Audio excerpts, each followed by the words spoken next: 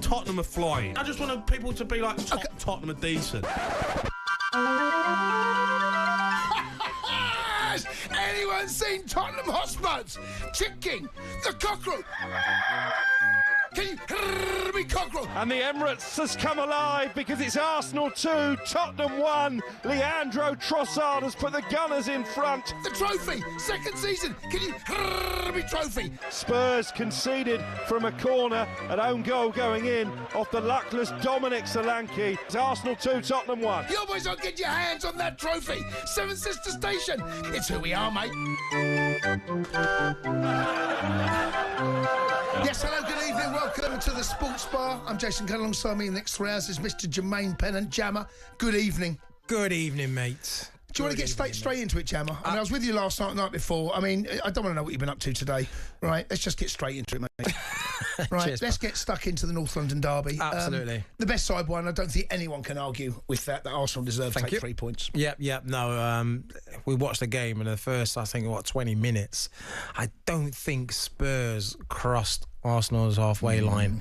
They was under the cosh. You know, they was taking a beating, and you know, they got a goal on the run of play, which was, no one saw that coming. But apart from that, Arsenal looked comfortable. Arsenal looked, you know, never really threatened by Spurs. No, it was, I wouldn't say just one-way traffic, but as close to as. They're the best side won. And look, Spurs taking the lead was an absolute shock, by the way, but the goals that they conceded, especially the Trossard one, the keeper's done well since he's been in. He's done really well. Yeah, but he had a great game against Liverpool. He did. But on this one here, I think that's disappointing. The ball goes through his hand. He gets down. That's the most important thing. It goes over his hand. He puts his hand down and he bounces. But it's not like it skidded off the surface and went over his hand.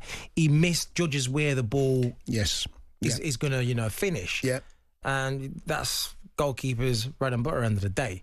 You know, they'll do these kind of little sessions and shot stopping in training week in, week out. Yep. You know, he should be doing a lot better than that. I'm no goalkeeper. He's only young. He's only 21. It's only his third game. He's got to be doing better. Yes, he has. That's the difference between the two sides, I'm afraid.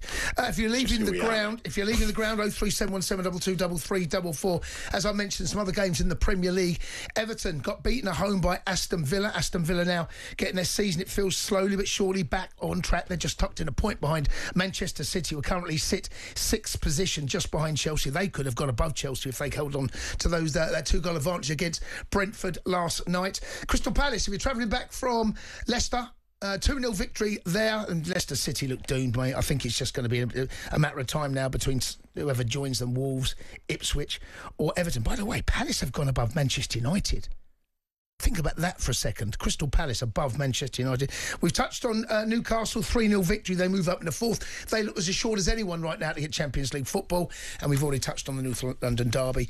Arsenal beating Spurs at home 2-1. 11 defeats in the league for Ange Postecoglou. And I look down at the table.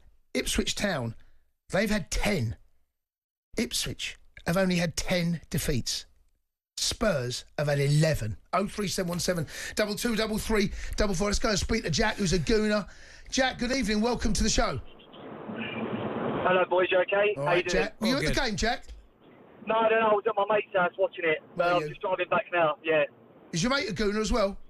Yeah, we're all gooners. Yeah. You're all gooners. And I just want to shout out to Jamie. Yeah, it was the gooner. Yeah, we did call. He's away holiday. We did message him, and he said he's in bed. He told us he's in bed. He didn't fancy it. Convenient, that, isn't it? Yeah. You know what though? Honestly, watching that game tonight, I didn't panic at all when it come to Tottenham attacking. I just felt like you said earlier, Jace. I think we was in control the whole game. Yeah. I think Lewis Skelly was absolutely outstanding. I think shout out to Wright as well. We had a fantastic game. Gabriel, Odegaard. I think we just bossed it tonight in all areas of the pitch. I think we've done really well.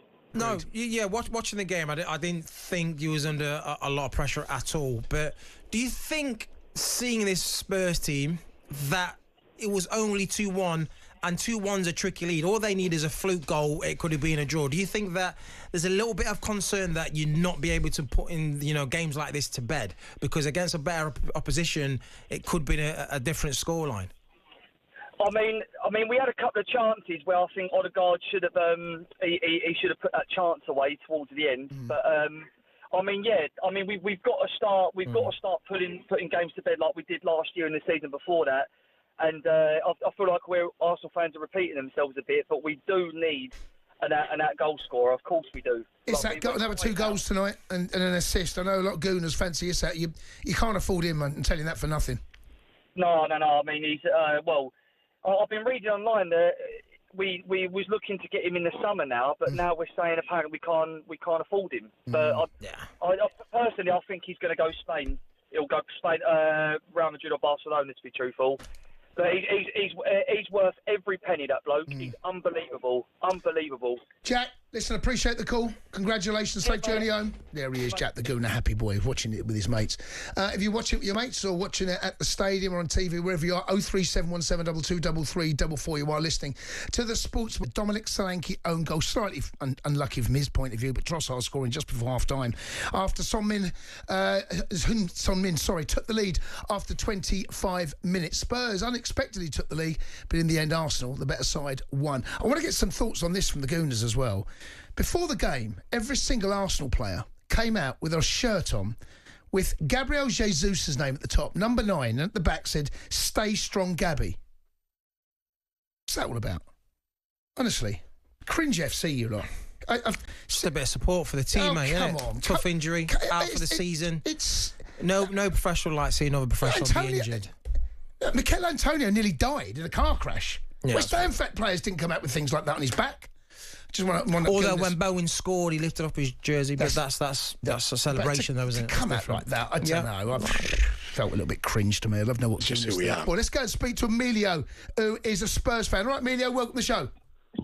You all right, lads? How you doing? Yeah, good, matey. Good, yeah. Well, it's obviously never nice losing the North London derby, but I do think Arsenal did get lucky tonight. Go on. I think you must say that corner wasn't a corner. Correct. Yeah, I know, but this happens in football, Amelia. You get those little decisions like that. The only reason you're talking about it is because you conceded from it. If you don't concede from it... No, I get you. That's the only reason we're talking about it, but it was unlucky. The goal was lucky.